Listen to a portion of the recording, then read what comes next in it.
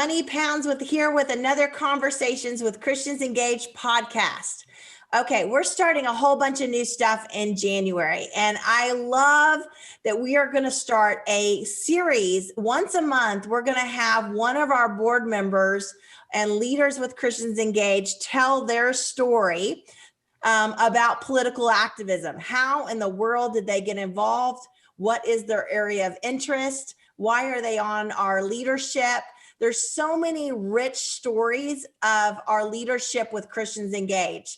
And so I wanted to start with number one, numero, and that's my good friend, one of my best friends, Trayce Bradford, who's the Vice President of Christians Engaged. Trayce. Hello. This will be fun. Yes. And we got Trayce a new light. So if you're watching on video, we can actually see her now, which I'm so excited about.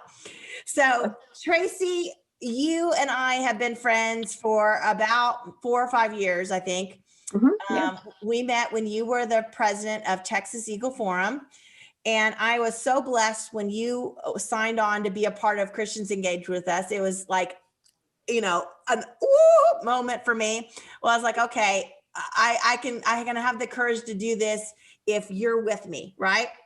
So, tell us, let me just say this. Trayce is a homeschooling mom of 7. She's got grandkids now. She has led a prayer movement for Promise Keepers. She has been involved as the president of Dallas Eagle Forum and then Texas Eagle Forum, which Eagle Forum's like our pro-family advocacy group. If you've ever heard of Phyllis Schlafly, she kind of got a little famous lately through a new series called Mrs. America on Hulu. But Phyllis is like our hero when it comes to conservative movement and pro-family politics. I mean, here's a woman that just, got it done at her kitchen table, sending out newsletters. Yep. And so, Trayce, let's start at the beginning. I just want you to tell a little bit of your story for the next 30 minutes to kind of inspire people that they can start from nothing and lead a statewide organization and be the vice president of Christians Engaged. Yay. So, okay, I've heard for years, we do these little panels around the state where you talk about being a child watching the news. So start with that. What does Trayce Bradford as a little girl look like as it relates to the news and politics? Yeah, as far back as I can remember, I loved government. I loved history and politics. I mean, I can remember asking my parents, I had to be under the age of 5 because we lived in West Texas and we moved at that time, why they were talking about voting, what was voting and why it was important. And one of the things that was interesting as I was looking over some of the questions, just how that was just always, I don't really remember a time that wasn't there. And so when my dad would, he was very much about you vote, like if you don't vote, don't gripe about it. So I think it's just, it was always there and encouraged, but it's just, I can't imagine not being involved in it. Even when I try not to think about it, I think about it. So, but as a little kid, I thought it was very interesting. Well, and somehow you made the correlation between watching the news and the problems going on in the nation and actually praying for them, right? Talk about that. This is really interesting. My earliest memory is being, again, around 4 or 5 years old, and the news just happened to be on, and there was a very alarming story. I actually went back to double check because I thought, am I even getting this right? Because that's been so long ago. It's been over 50 years ago. And it was when an ABC news anchor was shot on live TV. He was down in Nicaragua. And as a little kid, I just happened to be walking through the room and saw the video on the news. And I still today can remember that. And I remember I prayed about it right then. So that kind of started that whole process. So even, I was real sick when I was around, I think I was 12, and watched some news and watched some TV, and I would just pray the things that came up. It was just kind of like a way of having a prayer list. So And that's part of our DNA here at Christians Engage, is trying to get people to connect the dots that God cares about our city, our state, and our nation. And he wants us to partner with him in prayer. And that's our greatest tool. That's our greatest weapon, right? Nothing is more important than that. And we are really sitting in the place of the kingdom when we're engaging in prayer over our nation. So you've kind of found your sea legs for, in the place of intercession as an intercessor and kind of leading prayer for our nation. And I know you took a gig with Promise Keepers for a while. Tell us about how that happened and, what did that look like? Because Promise Keepers is a movement for men, right? Yeah.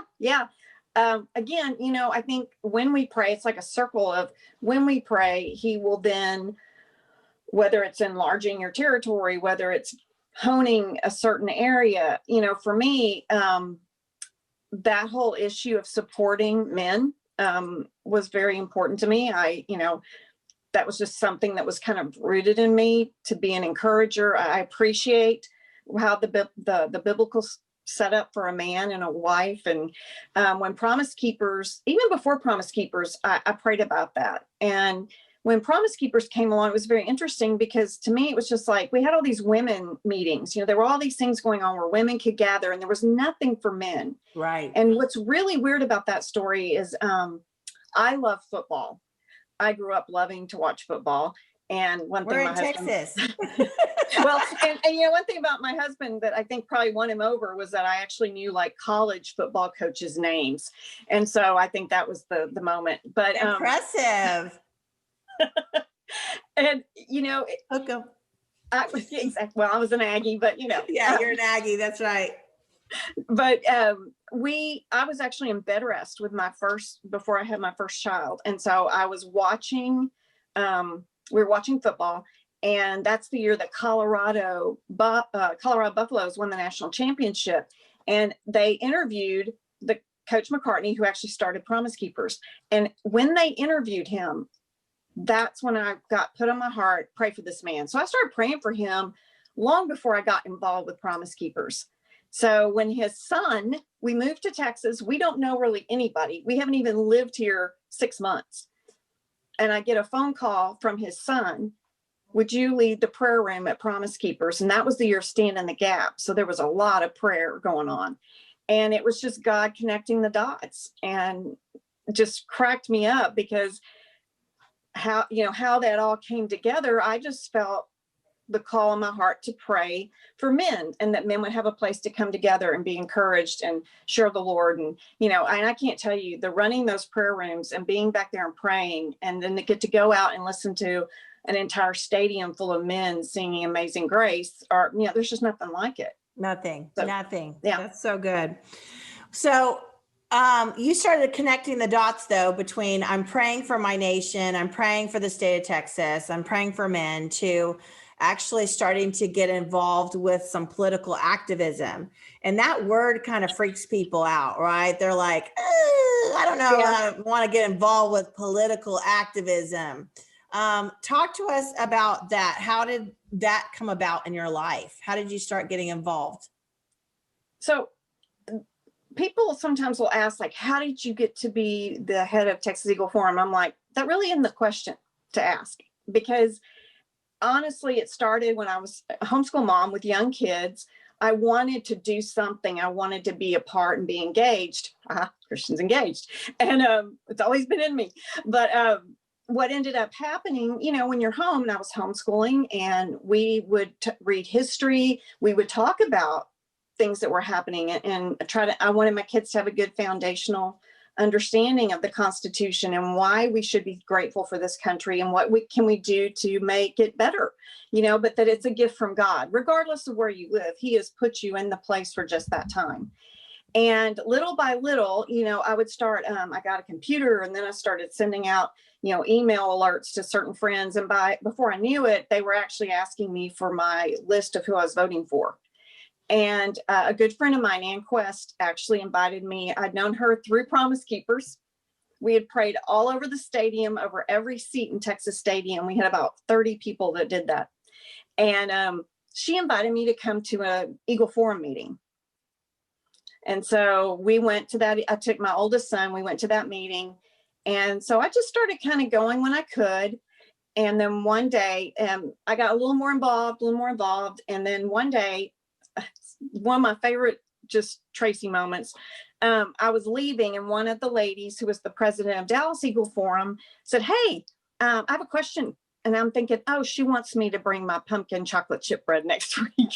Which is good. I'd made it before, and I thought, oh yeah, okay, and so I turn around, I'm thinking, of course. And she said, "Hey, we've talked and we want you to be, would you be willing to be the president of Dallas Eagle Forum?" And I just remember being like, huh? And these are a whole bunch of women that are like, know everything about the Constitution, right? And they know how to talk to their elected officials, and they know the who's who of the Dallas political movements, right? And they're asking you, to lead. That's amazing. I'm still a homeschool mom that gets a couple hours a week out to go do this event. That's where my focus is. But you're right. One thing I really did love about Eagle Forum, and still do appreciate, is these are people who they just really, they research. And that was something Phyllis was always very strong on. You need to know your stuff, and you don't just spout off. You need to know and study what you're talking about, and always try to present it in a way where there can be a dialogue. And so my family, which I have to say is, I couldn't have done any of this without, Scott and the kids being willing to help out, because, you are taking some time, even if you're home, you're looking things, reading about bills, you want to stay up on what's happening, and loved working with that group of women. I really did. And we focused on prayer. That was before I stepped on the stage for the very first time, which was actually the debate that we had for the for the U.S. Senate race. And that was my first time to be up there. And it was one of the biggest events we'd ever had at Dallas Eagle Forum. Wow. And God just really put on my heart, the first words out of your mouth need to be my word. Well, and Phyllis just had a way of bringing everybody to the table, whether she was Catholic, right?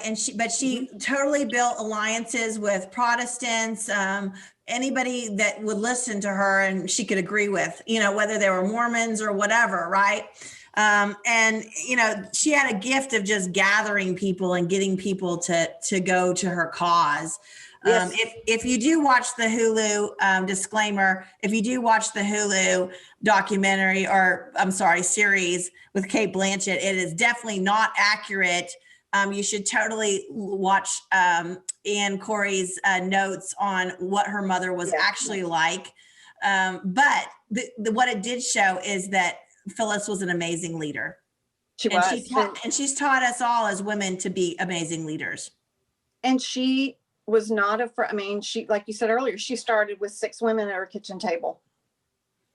And even, wrote her book. We should be encouraged as women, as moms, as wives, wherever you are. None of that has to hold you back from the call that God has on your life. He will make those things line up in order if we're willing to trust him and listen and just walk it out. I think that was kind of my reasoning for when people say, how did you get to be the president of Texas Eagle Forum? My response is, God, I'm not being flippant. This person could never have gotten to that place. On my own, no, wouldn't have been a good thing. So in that role, you were helping raise up leaders for different Eagle Forum meetings around the state. You're writing a monthly newsletter. You're producing that. You're producing email alerts. You're going down to the legislature in Austin.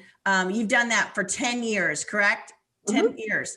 So they meet biannually. So that's, if I can do my math, 5 sessions, 5 sessions that you were down in Austin. What did that look like for your life? What does that look like going to lobby? And that's a, horrible word, lobbying. That's a bad word. But it's actually just talking to your legislators about what legislation you want. You were lobbying for what Eagle Forum wanted and what is good for Texas families. It goes back again to, the principles that really come with Phyllis, and that, which I love to research. And I, people say, well, what's your interest? I'm like, everything. So that's another reason Eagle Forum was something I gravitated towards, because they cover every issue. But I had no idea what I was doing. We had, at that point, you've got 7 kids at home and your youngest is 2, and you've got to make that your priority. But at the same time, everybody worked together for me to just go down for a day. As a volunteer, that's on you. And that's the way we felt like was the best way to approach it. And I'm kind of weird. I love to read legislation. So, that part of it for me was an easier part, because it was interesting to me to research it and read about it. What I had to do, first of all, was pray, because I had no idea what I was doing. I was terrified to walk in that building.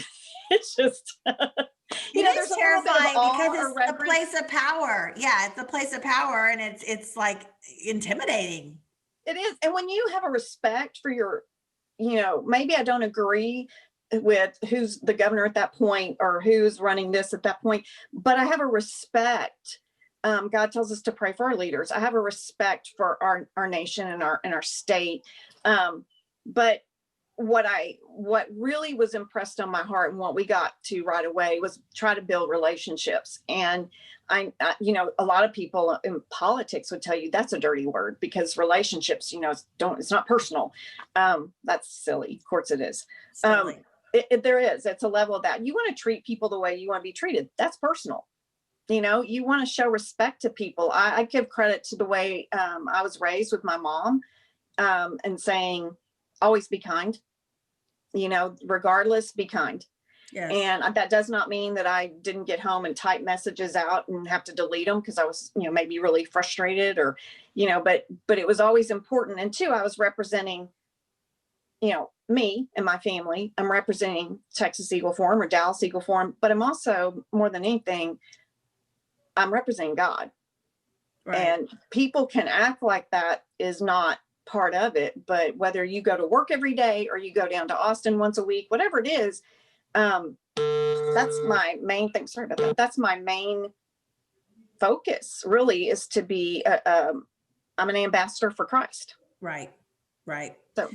Well, and you got your family involved. I mean, what does that look like for busy moms out there, or dads that are like, okay, yes, I need to save my country. Yes, I need to do something, but I've got, they have no excuse. You had 7 children, Trayce. So even now you bring Zeke along with you, that you're currently still homeschooling. Bless his little heart. So talk about, what does that look like for a family? What did you get them involved with? Depending on their age, sometimes I would take them to an event, one or a couple, but we did probably more than anything. And Scott got real involved in this. We would campaign, and they would go door to door. They got really good at knocking on doors. And there were 2 things I remember. I think one time we were campaigning for someone.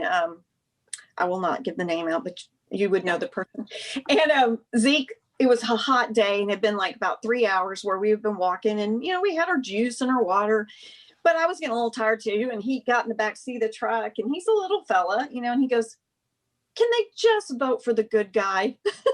And I thought, oh, if it was that easy, sweetheart. Break it down. Yeah. Can we just vote for the good guy? But, yeah, I love that with them, because they got to see, we were in a town. It was a small town, and it was a hot day. And Zeke was in a stroller, and we had put a sign up on that where it kind of leaned back a little bit to give him more shade. And he was, drinking his juice and has little stickers, and the kids we were on a corner, and we were holding signs up, and we got some, really ugly responses. And it was just interesting to watch my kids be like, well, that was unnecessary. It gave me some teaching moments. That's great to get to spend that time. So, and we prayed. I will say, in everything we do, that is one of my favorite things we do, whether it's praying for individuals or, it was a campaign where there were battle states. And so we made packets of each state and took it to different families that volunteered. So we all took like a battleground state and prayed for it. So there's endless things you can do and be, creative get more people involved that maybe they wouldn't be comfortable going and knocking on doors.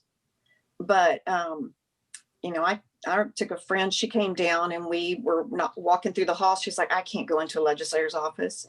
By the end of the day, we were almost having to drag her out of there. So she found her groove. It's amazing when people step into a little bit. It's like anything, guys. If you've ever, if you are ever an usher at your church, and you're like terrified at first, or you're going out doing street evangelism and you're knocking on a door. I mean, whatever you're going to do that has value is going to mean that we have to overtake our fears and step out into something. Right, Trayce? And that's one of the reasons why we created Christians Engaged, is to practically bring people along little by little. So hopefully you're listening to Trayce's story here and you're going, oh, well, maybe this isn't so hard. What are a couple stories? And I love hearing your stories. What are a couple stories of moments that you will always treasure, whether those are suffering and persecution stories or victory stories, that you look back on, going, that kind of shaped my life in that moment?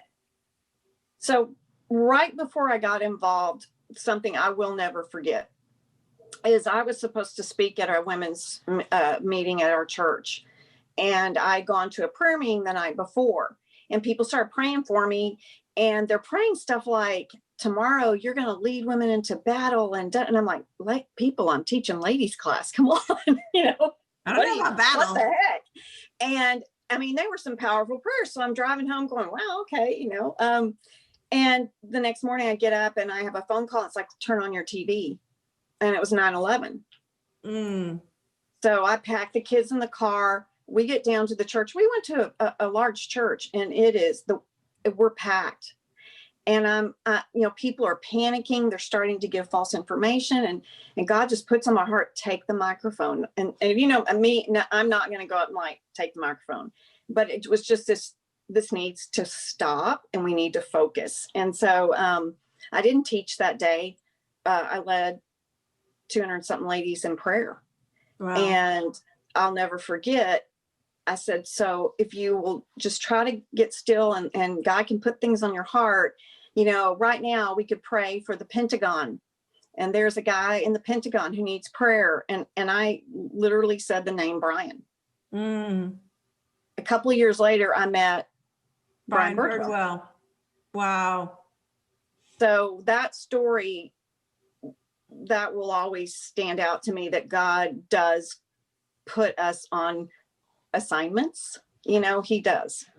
And I think that just, whenever I think I'm not, maybe I'm off. And I always want to check that. But if I sometimes have like this, I just don't think I know what you are wanting from me at all, he'll kind of direct me back to some of these points. And I think it's important to write some of these things down for people in their lives. And probably one of the next things that really stands out was getting a group of women to go down during the whole pro-life battle that went on in 2013, and just to be spit at, yelled at, barked at, and you being in a very small minority, right, surrounded by hundreds of people on the other side advocating for the death of babies in the womb.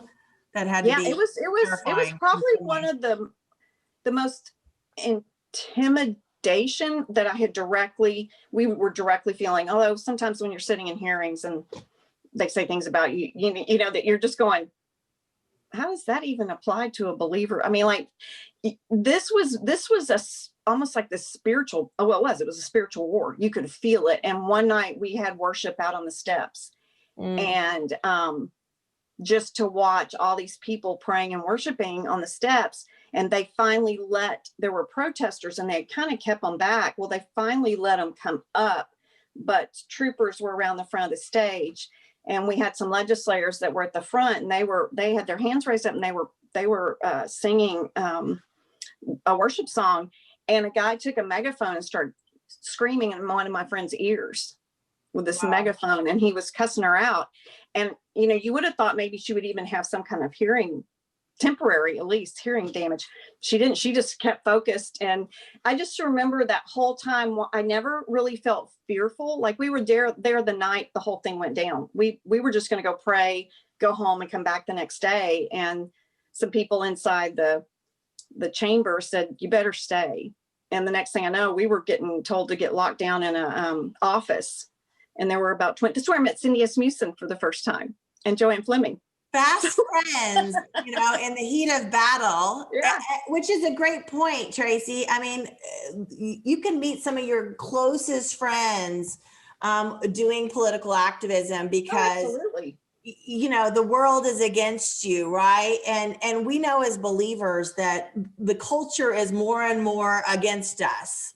And we have to stay grounded in the word. We have to stay grounded in prayer, but we also need each other more than ever before. And that's why I get to thank God that I'm with you. Yay. Yeah. Well, it is an encouragement. We do need encouragement. We need encouragement.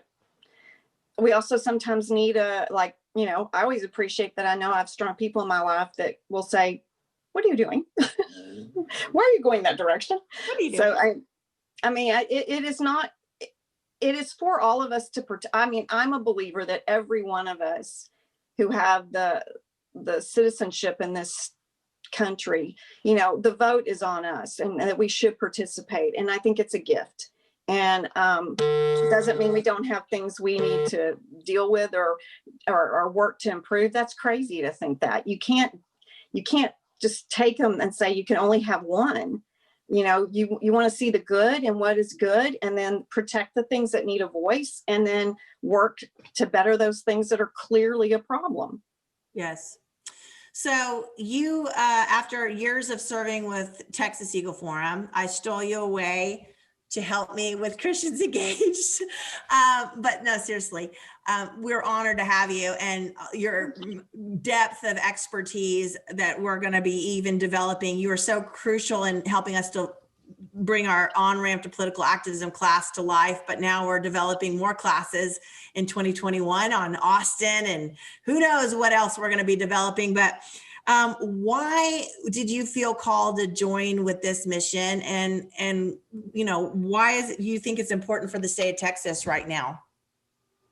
Well, first answer, I knew my time was done with Texas Eagle Forum, and the woman that was to take the place. It's like I learned a long time ago, I don't want to be where I'm not supposed to be, but then if I'm there, I'm keeping someone from being where they need to be.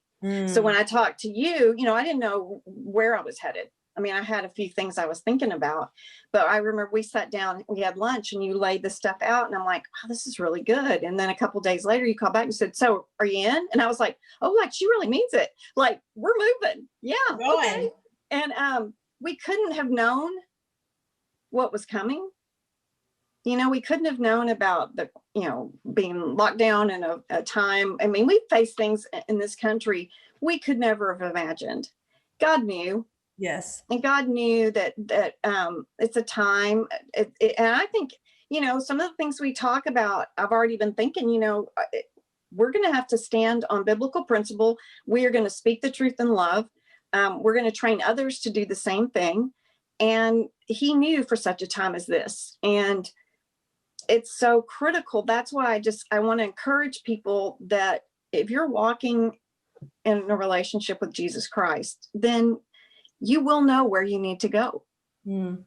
And if you're not, then you may want to know him, because he'll show you where you need to go. That's at the crux of everything that we do. That's what leads us. So good. And I just feel people getting, even as we're talking, Trayce, I just feel people getting courage, because, there's a lot of fear out there right now. On the podcast we just released last week with Rick Green, we talked about January 6th and how that's affected our hearts and how that's affected Americans. So we're in this fear generated media and culture that's constantly trying to push us down and make us silent. And I think your story is so powerful, because you say, "Hey, I'm just a mom. I'm just someone that just took a step of faith and started getting involved and see what's happened." And I love that legislators all over the state of Texas like text you and seek out your counsel. And that is one of the most powerful things, is when people realize that you're someone that loves them and can be there for them. Right?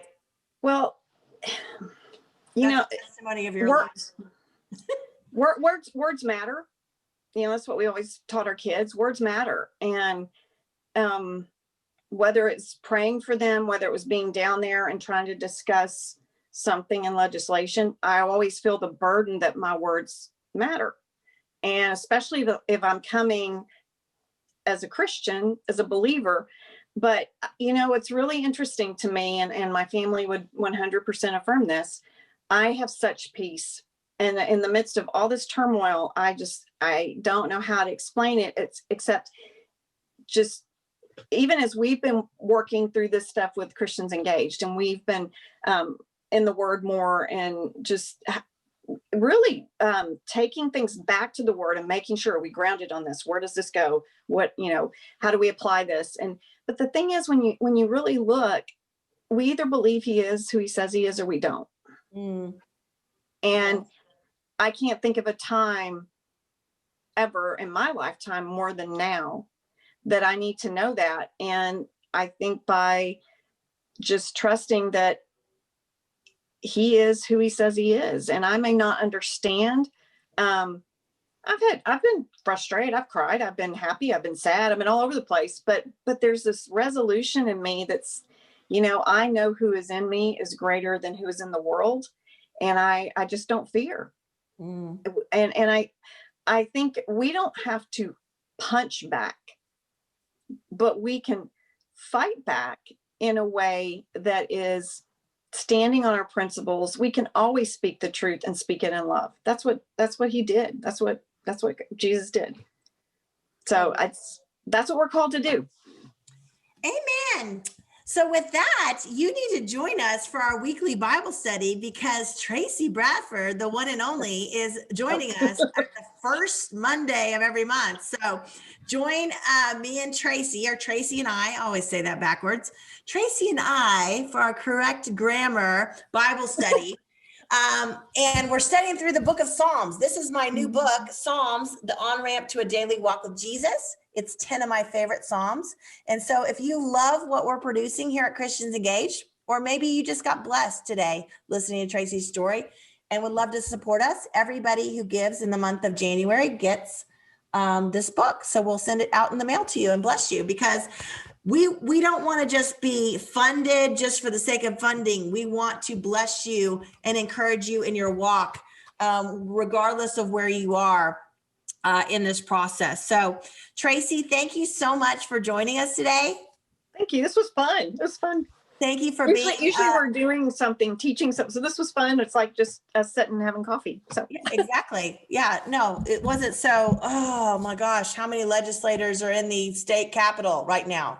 No, we'll be getting into that more, friends. Get ready for some more practical education on what's happening. But hang out with us, get on our on-ramp to political activism class, and let's help you. We want to help you learn and grow. So with that, Trayce, I love you. Love you. Thank you.